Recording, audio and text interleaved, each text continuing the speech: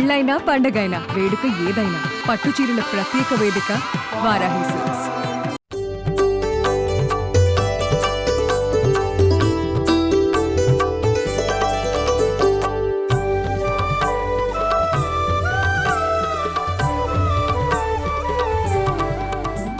నమస్కారం అండి. ఓం శం శనైశ్చరాయ నమః. ప్రస్తుతం మనం రంగారెడ్డి జిల్లా శంషాబాద్ మండలం మదనపల్లి గ్రామంలో ఉన్నటువంటి శ్రీ శ్రీ శ్రీ గంటల శనీశ్వర స్వామి వారి దేవాలయంలో ఉన్నాము. చాలా విశేషమైన ప్రత్యేకమైన శని దేవాలయం అండి. మీకు హైదరాబాద్, మరి ముఖ్యంగా మీకు హైదరాబాద్ నుంచి బెంగళూరు వెళ్తున్న హైవేలో లెఫ్ట్ సైడ్ మీకు కనపడుతుంది మదనపల్లి అని, శంషాబాద్ మండలానికి వస్తుంది. ఇది ఎంతో విశేషమైనటువంటి దేవాలయం అని చెప్పొచ్చు. 3 ఎకరాల విస్తీర్ణంలో ఉంటుంది. చాలా ప్రత్యేకంగా కనపడుతుంది ప్రశాంతమైన వాతావరణంలో. ఇక్కడ అమ్మవారితో సమేతంగా, అంటే జ్యేష్ఠాదేవితో సమేతంగా శనీశ్వరుల వారు కొలువై ఉన్నారు. అభిషేకాలు నిర్వహిస్తారు, హోమాలు ఇవన్నీ జరుగుతాయి. అయితే ఇంకా విశేషాలు తెలుసుకుందాం. ఇక్కడ ఎలాంటి కార్యక్రమాలు చేస్తారు, ఎవరెవరు రావచ్చు, ప్రత్యేకించి శని దోషాలు ఉన్నవాళ్ళు కావచ్చు, ఏలినాటి శని ప్రభావం ఉన్న వాళ్ళు కావచ్చు, వచ్చి ఎలాంటి పూజలు చేసుకోవచ్చో గురుగారి మాటలో విని తెలుసుకుందాం. మనతో పాటు ఉన్నారు అర్చకులు మనీష్ కుమార్ శర్మ గురుగారు, వారితో మాట్లాడదాం. గురుగారు నమస్కారం అండి. గురుగారు, ఆలయ విశిష్టత ముందుగా తెలియజేస్తారా? ఓం నీలాంజన సమాభాసం రవిపుత్రం యమాగ్రజం ఛాయమాతాన సంభూతం తం నమామి శనేశ్వరం. ఓం శం శనేశ్వరాయ నమః. శ్రీగిరిపీఠం శనేశ్వర స్వామి దేవాలయ ధర్మకర్త శంకరాజ్ ముఖ్య గారు ఈ దేవాలయాన్ని నిర్మించారు. వారికి కలలో శనేశ్వర స్వామి చెప్పడం ద్వారా స్వామివారు సొంతంగా ఈ యొక్క జాగాని, ఈ స్థలాన్ని ఒక 3 ఎకరాల పాటు తీసుకొని, ఈ యొక్క 3 ఎకరాలు జాగాని తీసుకొని వారు సొంతంగా ఈ యొక్క దేవాలయం నిర్మించడం జరిగింది. తర్వాత స్వామివారి భక్తుల ద్వారా ఈ యొక్క దేవాలయం నిర్మించడం జరిగింది.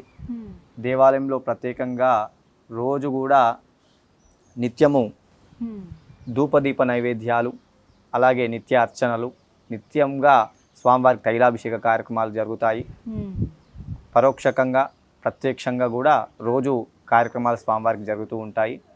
ప్రత్యేకంగా 7 శనివారాలు స్వామివారికి జాతకరీత్యా, అంటే మేషాది నుంచి మీనరాశి వరకు 12 రాశుల వారికి కూడా వారికి ఉన్నటువంటి ఇతిబాధల గురించి స్వామివారికి 7 శనివారాలు నల్ల వస్త్రాలు ధరించి, ఆడవారు కూడా నల్ల వస్త్రాలు ధరించి 7 వారాలు తైలాభిషేకం పూజా కార్యక్రమం చేసుకొని, శనిదేవుని సంఖ్య 8, ఈ యొక్క 8వ వారం రోజున లేదా వారికి ఇంట్లో అనుకూలంగా చూసుకొని ఈ 8 వారాల లోపు ఏదన్నా ఒక రోజు స్వామివారికి విశేషంగా అభిషేకము, తైలాభిషేకము, తిలాహోమము, ఇవన్నీ కార్యక్రమాలు, అలాగే వారింటి నుంచి బెల్లమన్నము, పులిహోర స్వామివారికి నైవేద్యం పెట్టి ఒక దేవాలయంలో వారి యజమాని యొక్క అనుకూలతని బట్టి అన్నప్రసాదము అవన్నీ కూడా పెడుతూ ఉంటారు. గురుగారు, ఇక్కడ స్వామి విశిష్టత తెలియచేయండి. ఎందుకంటే చాలా గంభీరమైన రూపంలో ఇక్కడ కనిపిస్తారు కదా. అంటే ఇంత ఎత్తైన శనీశ్వరుల వారిని ఇక్కడ మనం చూడం దాదాపుగా. ఇంకా కాస్త మామూలుగానే నవగ్రహ మండపంలో శనీశ్వరుల వారిని చూడడం అనేది పరిపాటి, మన సర్వసాధారణంగా చూస్తుంటాం. కానీ ఇక్కడ ప్రత్యేకంగా వారి కోసమే ఆలయం. అందులోనూ 3 చోట్ల కనపడుతూ ఉంటారు. ఇక్కడ కొబ్బరికాయ కొట్టే దగ్గర, అలాగే పైకి వెళ్ళి అభిషేకం చేసే దగ్గర, మళ్ళీ ఇప్పుడు మనం చూస్తున్నట్లుగా ఇక్కడ. ఎందుకు ఇన్ని చోట్ల ఇలా ప్రతిష్ఠించారు? ప్రథమంగా చెప్పాలి అంటే పెద్ద విగ్రహమే ప్రధానంగా ఉన్నది. 2010లో ఇక్కడ భూమి పూజ చేసినారు. 2012లో దేవాలయ ప్రతిష్టాపన జరిగినది. అప్పటి నుంచి మా అన్నగారు ఉమాశంకర స్వామి గారు వారి దేవాలయంలో అర్చకత్వం చేయడం, తద్వారా నన్ను కూడా దేవాలయం తీసుకొని రావడం జరిగింది. మా అన్నగారు నన్ను దేవాలయంలో పెట్టించారు. అయితే దేవాలయంలో ఇన్ని విగ్రహాలు కనిపించడానికి కారణం ఏమిటంటే, మనం తైలాభిషేకం చేసి పైన నువ్వులు, బెల్లము, అలాగే ఇతరత్ర సామాగ్రి అంతా కూడా స్వామివారికి సమర్పణ చేస్తూ ఉంటాం కదా.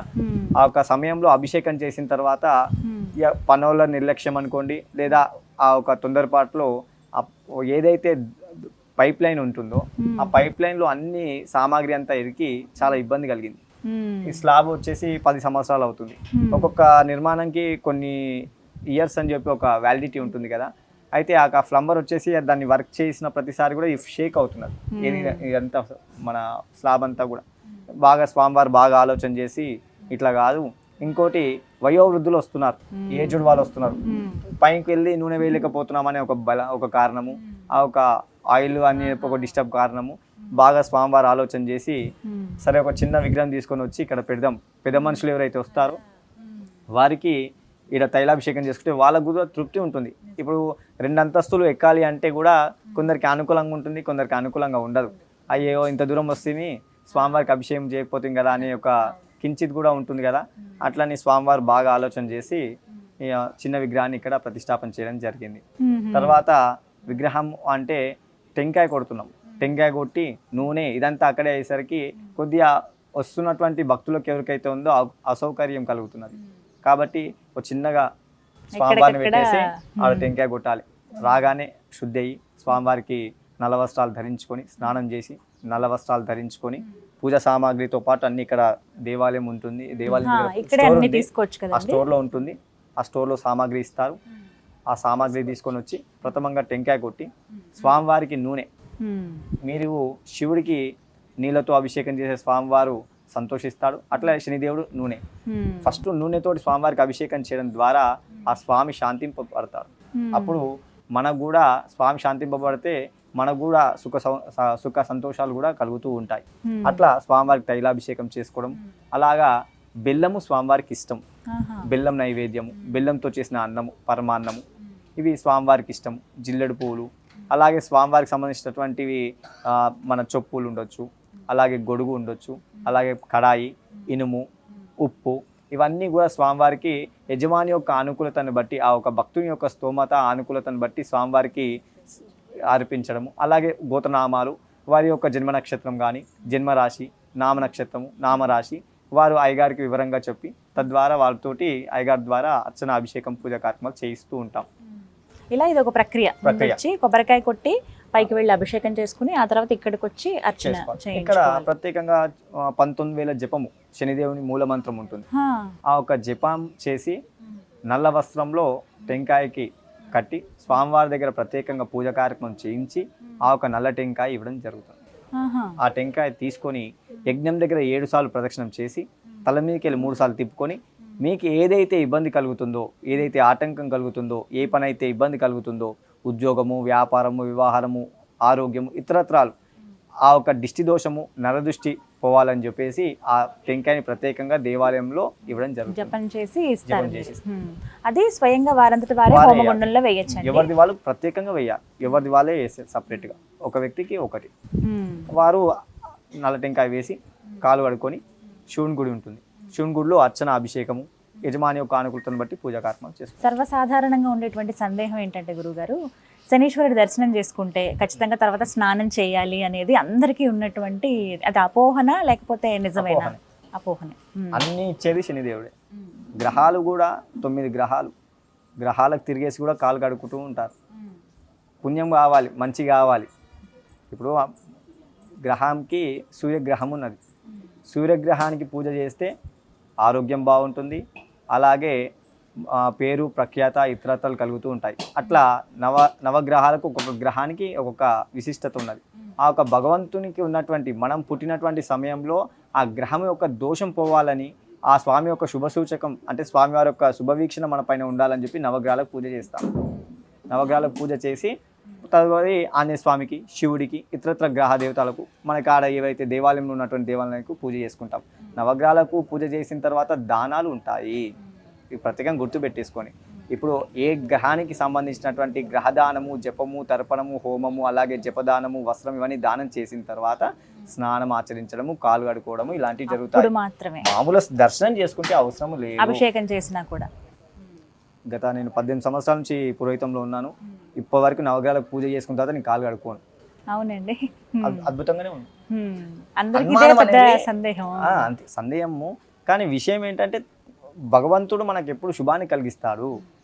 ఎప్పుడే కానీ ఏ భగవంతుడైనా మనకు శుభాన్ని కలిగిస్తాడు. గ్రహానికి సంబంధించినటువంటి దానాలు, జపము, తర్పణము, హోమము, ఆ గ్రహానికి సంబంధించినటువంటి ధాన్యాలు అయ్యగారికి వాళ్ళ గోతనామాలు చెప్పుకొని, నక్షత్రం చెప్పుకొని ఈ గ్రహశాంతి కోసము చేస్తాం కదా. గ్రహశాంతి పూజలకు కంపల్సరీగా అప్పుడు చేయాలి, దర్శనంకి అవసరం లేదు. ప్రదక్షిణ చేస్తే పుణ్యం కలుగుతుంది. ఇప్పుడు మనము కొన్ని సందర్భాల్లో చూస్తుంటాం, దేవాలయంకి వెళ్ళేసి ప్రదక్షిణ చేస్తుంటాం. ప్రదక్షిణ చేసుకోవడం ద్వారా పుణ్యం కలుగుతుంది. ఆ ఒక పుణ్యఫలం మనకు కావాలి అంటే మళ్ళీ పోయి కాలు కడుక్కుంటుంది, ఏం లాభం? అంటే మేము పాటించేది అదే. స్వామీజీలు గ్రహశాంతి చేసుకుంటే చాలు. అలాగే గ్రహశాంతి ఇక్కడ అయితే ఇక్కడ కాళ్ళు కడుక్కుని శివాలయంకి వెళ్ళమంటారు. అంటే నల్ల టెంకాయ వేస్తాం కదా దిష్టి. ఇప్పుడు మనం కూడా ఇంట్లో చిన్నపిల్లలకు వారికి వీరికి దిష్టి అయిన తర్వాత కొద్ది కాలుమం కడుక్కొని ఇంట్లో దేవునికి దండం పెట్టుకోని చెప్తాం కదా, ఇది నల్ల టెంకాయ ఇస్తాం కాబట్టి. అలాగే శనిగ్రహానికి సంబంధించినటువంటివి ముందు వెనక మేము ఏం చేస్తామంటే గ్రహశాంతి పూజ కదా ఇది, వాళ్ళకు ధాన్యాలు దానం ఇస్తూ ఉంటాం కాబట్టి స్నానం నల్ల వస్త్రాల పైన ముందు వెనక, పూజకు ముందు పూజ తర్వాత కూడా స్నానము, తదుపరి శివుడికి పూజ. ఆ తర్వాత మామూలుగా వస్తే గనక ప్రదక్షిణ చేసి కాళ్ళు కడుక్కుని శివాలయంకి వెళ్ళొచ్చు దర్శనం. నల్ల టెంకాయ వేస్తే మాత్రమే. ఫలం ఇచ్చేది దేవుడే కదా, కర్మఫల దాత. దేవాలయం ఏ దేవాలయంకి వెళ్ళినా మన ఇంటికే వెళ్ళాలి.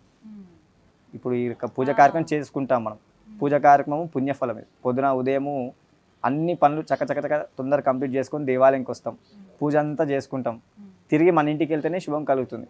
చాలా మంది దగ్గరికి నా దగ్గరికి వస్తూ ఉంటారు, రాయ్ గారు ఇన్నిసార్లు గుడికి తిరుగుతున్నాము, ఇన్ని గుళ్ళు తిరుగుతున్నాము, ప్రతి నెల నేను ఆ దేవాలయం పోతా ఈ దేవాలయం పోతా. దేవాలయంలో పూజ అయిన తర్వాత మనస్ఫూర్తిగా ఒక 5 నుంచి 10 నిమిషాల సమయం కేటాయించుకొని, చిన్న విషయం ఏంటంటే మీ ద్వారా ఒక దేవాలయంకి వెళ్దామని నిర్ణయించుకుంటాం, ఒక వారం పలానా రోజు పోదాము అని చెప్పేసి మంచిగా స్నానాలు చేసుకొని ఇంట్లో దేవుని పూజ చేసుకుని వెళ్తాం. ఆడికి వెళ్ళిన తర్వాత దేవాలయంలో పూజా కార్యక్రమం ప్రశాంతంగా చేసుకోకుండా ఉరుకులాడిస్తూ ఉంటారు, హడావిడి. 2.5 సంవత్సరాలు ఒక రాశిలో ఉంటాడు శనిదేవుడు, 2.5 నిమిషాలకు ఒక అడుగు వేస్తాడు శనిదేవుడు. ఓకే, మీకు మంచి విషయం ఇది శనిదేవుని గురించి. 2.5 నిమిషాలకి ఒక అడుగు వేస్తాడు, 2.5 సంవత్సరాలు ఒక రాశిలో ఉంటారు. అంటే 2.5 నిమిషాలకి ఒక అడుగు వేస్తాడంటే స్వామివారితో ఎంత నిదానంగా మనం పూజ చేసుకోవాలి. వచ్చినాం టక అయిపోవాలంటే కాదు. ఏ భగవంతుడి సార్ నిదానం, ప్రతిదీ అవుతుంది, సమయము సందర్భము రావాలి దేనికైనా. గురుగారు ప్రత్యేకంగా రాసుల్లో ఈ శని గ్రహ ప్రభావం ఉన్నప్పుడు వారు ఎటువంటి పూజలు చేసుకోవాలి? ప్రత్యేకించి ఇక్కడ ఈ మదనపల్లిలో ఈ క్షేత్రంలో జరిగేటువంటి పూజా కార్యక్రమాలు ఏంటండి? ఇక్కడ వచ్చేసి స్వామివారికి నల్ల వస్త్రాలు చెప్పాం కదా, 8 వారాలు తిరిగి స్వామివారికి అభిషేకం పూజ కార్యక్రమం చేసిన తర్వాత తిలాహోమము, నువ్వులు నూనెతో చేసేది తిలాహోమం, శనిగ్రహ శాంతి హోమం. అది చేసుకోవడం ద్వారా శుభఫలం ఉంటుంది. అలాగే నువ్వుల దానం చెప్పాను కదా, దాంట్లో మన యజమాని యొక్క అనుకూలతను బట్టి ఆ ఒక అయ్యగారికి దానం ఇవ్వడం. తదుపరి శివుడికి అభిషేకం పూజా కార్యక్రమం. జమ్మి చెట్టుకి పూజ చేసుకోవాలి. ఎప్పుడైతే జమ్మి చెట్టు శని ప్రభావం ఉన్నప్పుడు జమ్మి చెట్టు ఎవరైతే నాటుతారో, ఎవరైతే జమ్మి చెట్టు పూజ చేస్తారో వాళ్ళకి శత్రు వినాశనం కలుగుతుంది, శత్రువు అనేది దగ్గరికి రానివ్వడు. అలాగే ఏలినాడు శని, అష్టమ శని, అర్ధాష్టమ శని ఉన్నప్పుడు మంచి అవకాశాలు వస్తూ ఉంటాయి. ఏ విధంగా ఎప్పుడు భగవంతుడు కలిగిస్తాడో తెలియదు. ఆ ఒక వచ్చినటువంటి సమయం సందర్భాన్ని ఎట్లా సద్వినియోగం చేసుకుంటున్నాం మనము అనేది ముఖ్యము. అలాగే ఏలినాడు శని, అష్టమ శని, అర్ధాష్టమ శని ఉన్నప్పుడు చాలా జాగ్రత్తగా ఉండాలి. అవకాశాలు వస్తాయి, ఆ ఒక వచ్చినటువంటి అవకాశము అది సరైనదా కాదా నిర్ణయం కూడా మనమే తీసుకోవాలి. ఆ విచక్షణ కూడా మనకు అందిస్తాడు. అదొకటి తెలుసుకోవాలి. శనిగ్రహం ఉన్నటువంటి స్థానం నుంచి తృతీయ స్థానము, సప్తమ స్థానము, దశమ స్థానం చూస్తాం. ఆ గ్రహం కూడా ప్రభావమే. ఇప్పుడు మీనంలో ఉన్నాడు, మీనం, మేషం, వృషభ రాశి వారికి కూడా ప్రభావమే. మిథునం, కర్కాటకం, సింహం, కన్య రాశి వారికి కూడా ప్రభావమే. తులా, వృశ్చికం, ధనుసు రాశి వారికి కూడా ప్రభావం. శనిగ్రహము ప్రతి ఒక్క రాశికి ప్రతి ఒక్కరికి కూడా ప్రభావితమే. కానీ ఉన్నటువంటి స్థానం ఏమిటి, మనం పుట్టినటువంటి సమయంలో శనిగ్రహము అనుకూల స్థానంలో ఉందా లేదా? జన్మతః అనుకూల స్థానంలో ఉంటే ఇప్పుడు గోచారంలో గ్రాచారంలో ఉంటే గోచారంలో శుభ ఫలితం ఇస్తాడు. ఒకసారి ఒకవేళ గ్రహచారంలో అనుకూలంగా లేకపోతే గోచారం కూడా ఇబ్బంది పెడతాం. గురుగారు ప్రస్తుతం 3 రాశుల వాళ్ళకి, కుంభరాశి, మీనరాశి, అలాగే మేషరాశి వారికి ఏళ్ళనాటి శని ఉంది కదండి, వీరు ఎలాంటి పరిహారం చేసుకుంటే మంచిది అంటారు? వీరు వచ్చేసి స్వామివారి దగ్గర యజమాని యొక్క నక్షత్రము ముఖ్యము, నక్షత్ర శాంతి, నవగ్రహ శాంతితో పాటు శనిగ్రహానికి జపము, తర్పణము, హోమం ముఖ్యము. ఇవి కంపల్సరీగా చేసుకోవాలి. చేసుకున్న తర్వాత కూడా నిత్యము కూడా శివాలయ దర్శనం, ఉదయం అయితే ఉదయము, సాయంత్రం అయితే సాయంత్రం, వారి యొక్క అనుకూలతను బట్టి ఆంజనేయస్వామి దేవాలయం, హనుమాన్ చాలీసా, అలాగే మన శివుడికి ఉదయము సాయంత్రం, ఉదయం వీలైతే ఉదయము, సాయంత్రం వీలైతే సాయంత్రం ఖచ్చితంగా సందర్శనం చేసుకోవాలి. ఇది మంచి పరిహారం వారికి, రెమెడీ. అలాగే జమ్మి చెట్టు ప్రదక్షిణ, ఇవి ముఖ్యంగా చేయాలి. మొత్తంగా శని దశ ఉంది అన్న వాళ్ళు భయపడకుండా శనీశ్వరుడి దర్శనం చేసుకుంటే మంచిదని అంటారు. వారికి అన్నిచ్చేది శనిదేవుడే. ఇందాక మీకు చెప్పినట్టుగా విద్య, ఉద్యోగము, వ్యాపారము, వ్యవహారము, వివాహము, సంతానము కుటుంబం పరంగా ఏది ఉన్నా కానీ శనిదేవుడే. అయితే శని ప్రభావం ఉన్నప్పుడు మాత్రమే కొందరికి తెలియని విషయం ఏంటంటే వివాహం జరుగుతుంది, అలాగే వాహనం కొనుగోలు చేస్తాము. ఇప్పుడు ఒక ప్రాంతం నుంచి ఒక ప్రాంతంకి వెళ్ళాలంటే కూడా మనకు ఒక వాహనం కావాలి. శని ప్రభావం ఉంటేనే వాహనం కొనుక్కుంటాం. వివాహం కావాలంటే శని ప్రభావమే. ప్రతి ఒక్కరి జీవితంలో వివాహం కావాలి, సంతానం కావాలి, మంచి ఎదగాలి, ఇదంతా కూడా శని ప్రభావమే. పండున్న చెట్టుకు రాళ్ళు పడతాయి అన్నట్టు కర్మఫలదాత అన్ని ఇచ్చేది శనిదేవుడు. కాబట్టి అందరికీ భయపడి ఓ విలన్ లాగా చూస్తారు. కాబట్టి అలా ఏమీ లేదు. భగవంతుడు శనిదేవుడు మంచి, మీరు ఎంత నమ్మితే అంత పైకి తీసుకెళ్తారు. చివరిగా వారిని అసలు శనీశ్వరుల వారిని ఎలా వేడుకోవాలి, ఏ మంత్రం పఠించాలి వివరించండి. ప్రథమంగా ఓం శం శనేశ్వరాయ నమః అనుకోవాలి. తర్వాత ఓం నీలాంజన సమాభాసం రవిపుత్రం యమాగ్రజం ఛాయమాత్తాండ సంభూతం తం నమామి శనేశ్వరం. ఈ యొక్క మంత్రాన్ని వారికి అనుకూలంగా ఉన్న సార్లు 108 సార్లు చదివితే ఇంకా సంతోషము. అయ్యగారు మంత్రం పెద్దగా ఉంది, కొన్ని పొరపాట్లు జరుగుతాయి, అక్షరలోపం కూడా జరుగుతాయి, ఇంకా దోషమే కదా అంటే ఓం శం శనేశ్వరాయ నమః ఈ యొక్క మంత్రాన్ని కూడా రోజు 108 సార్లు చదవడం కూడా శుభ ఫలితం కలుగుతుంది. ప్రథమంగా గం గణపతి నమః, గణపతిని ఆరాధించిన తర్వాత ఈ జపం చేసుకోవాలి, మంచి శుభ ఫలితం. ఏ కార్యక్రమం చేసినా గణపతితో ఆరంభం కాబట్టి ఆ గణపతి యొక్క ఆరాధన చేసిన తర్వాత స్వామివారి మంత్రాన్ని చదువుకోవచ్చు. మూల మంత్రాలు ఉంటాయి, అవన్నీ అయ్యగారు చేస్తూ ఉంటారు. ఎందుకంటే అక్షరలోపము కలిగిన చదివేటప్పుడు ఏదైనా పొరపాటు జరిగినా మళ్ళీ ఇంకా దోషమే. అందుకే అయ్యగారికే ఇచ్చేస్తుంది. జపదానాలు కూడా అంతా కూడా అయ్యగారి ద్వారానే చేయించడము శుభ ఫలితం కలుగుతుంది యజమానికి. ధన్యవాదాలు గురుగారు. నమస్కారం.